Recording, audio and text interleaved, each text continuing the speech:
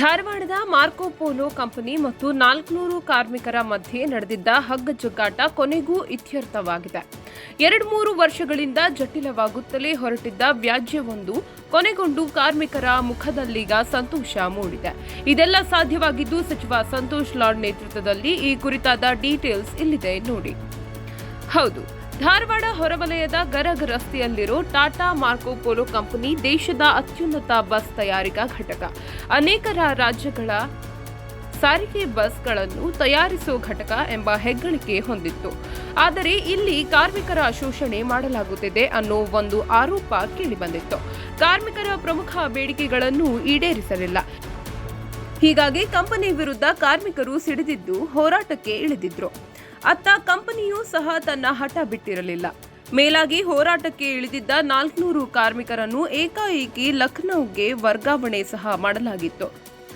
ಇದರಿಂದ ರೋಸಿ ಹೋದ ಕಾರ್ಮಿಕರು ತಮ್ಮ ಕುಟುಂಬ ಸದಸ್ಯರು ಮಕ್ಕಳನ್ನು ಕರೆದುಕೊಂಡು ಬಂದು ಹೋರಾಟ ಮಾಡಿದ್ರು. ಬಹಳಷ್ಟು ಸರಿ ಮೀಟಿಂಗ್ ಮಾಡಿ ಒಂದು ಸಂಧಾನಕ್ಕೆ ಬಂದು ಇವತ್ತು ಆ ಮಾತುಕತೆ ಮುಗಿದಾಗಿದೆ.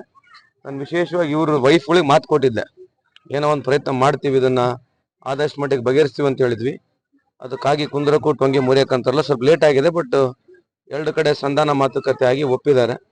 ಸೊ ಇವರಿಬ್ಬರಿಗೂ ನಾನು ಶುಭ ಹಾರೈಸ್ತೇನೆ. ಯಾಕಂದ್ರೆ ಎಂಪ್ಲಾಯರ್ ಅಂಡ್ ಎಂಪ್ಲಾಯರ್ ಸಿಚುವೇಶನ್ ಅಲ್ಲಿ, ಎಂಪ್ಲಾಯ್ ಅಂಡ್ ಎಂಪ್ಲಾಯರ್ ಸಿಚುವೇಶನ್ ಅಲ್ಲಿ ಒಂದು ಫ್ಯಾಮಿಲಿ ತರದ ಅಟ್ಮಾಸ್ಫಿಯರ್ ಬೇಕು. ಇಲ್ಲಿ ಮಾರ್ಕೊ ಪೋಲೋ ಸ್ಟ್ಯಾಂಡ್ ಆಗ್ಬೇಕಂದ್ರೆ ಇಲ್ಲಿರ್ತಕ್ಕಂಥ ಯುವಕರು, ಇಲ್ಲಿರ್ತಕ್ಕಂಥ ನಮ್ಮ ಜನರು ಏನಿದೆ, ಲೋಕಲ್ ಜನರಿನ ಸ್ಥಳೀಯರು, ಅವರೇ ಅದನ್ನ ಬೆಳೆಸ್ಬೇಕು, ಉಳಿಸ್ಬೇಕು. ಅದೇ ರೀತಿ ಆದಂತ ಅವರಿಗೆ, ನಮ್ಮ ಜನರಿಗೆ ಗೌರವ ಸಿಗ್ತಕ್ಕಂಥದ್ದು, ಎಲ್ಲರಿಗಿಂತ ಹೆಚ್ಚಾಗಿ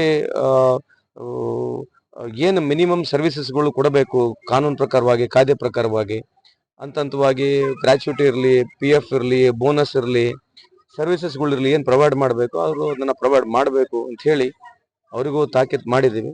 ಹೋಪ್ಫುಲಿ ಈ ಸಂಧಾನದಿಂದ ಮುಂದೆ ಬರ್ತಕ್ಕಂಥ ದಿನಗಳಲ್ಲಿ ಇಲ್ಲಿ ಸ್ವಲ್ಪ ಒಳ್ಳೆ ವಾತಾವರಣ ಆಗಿ ಎಂಪ್ಲಾಯರ್ಸ್ ಅಂಡ್ ಎಂಪ್ಲಾಯೀಸ್ ಎರಡು ಸೇರಿ ಈ ಒಂದು ಕಂಪ್ನಿಗೆ ಉನ್ನತ ಸ್ಥಾನಕ್ಕೆ ಒಯ್ತಾರೆ. ಇನ್ನ ಹೆಚ್ಚಿನ ಪ್ರಗತಿ ಆ ಕಂಪ್ನಿದು ಕೂಡ ಆಗಲಿ, ಇವ್ರದೆಲ್ಲರದು ಜೀವನದಲ್ಲಿ ಸುಖ ಶಾಂತಿ ನಮ್ದು ಸಿಗಲಿ ಅಂತ ಹೇಳಿ ಶುಭ ಹಾರೈಸ್ತೇನೆ. ಕಾರ್ಮಿಕ ಸಚಿವ ಸಂತೋಷ್ ಲಾಡ್ ಹೆಚ್ಚಿನ ಆಸಕ್ತಿ ವಹಿಸಿ ಕಂಪನಿಯ ಹಿರಿಯ ಅಧಿಕಾರಿಗಳನ್ನು ಕರೆಯಿಸಿಕೊಂಡು ಮಾತುಕತೆ ಆರಂಭಿಸಿದ್ರು.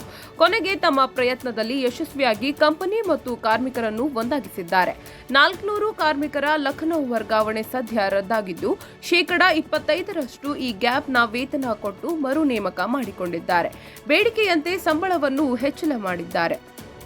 ಕಾರ್ಮಿಕರ ಪಿಕಪ್ ಮತ್ತು ಡ್ರಾಪ್ಗೆ ಹೊಸ ಬಸ್ ರೂಟ್ಗಳನ್ನು ನೀಡಿದ್ದಾರೆ. ಇದರಿಂದಾಗಿ ಹೋರಾಟಕ್ಕಿಳಿದಿದ್ದ ಕಾರ್ಮಿಕರು ಈಗ ನೆಮ್ಮದಿಯ ನಿಟ್ಟುಸಿರು ಬಿಡುತ್ತಿದ್ದಾರೆ.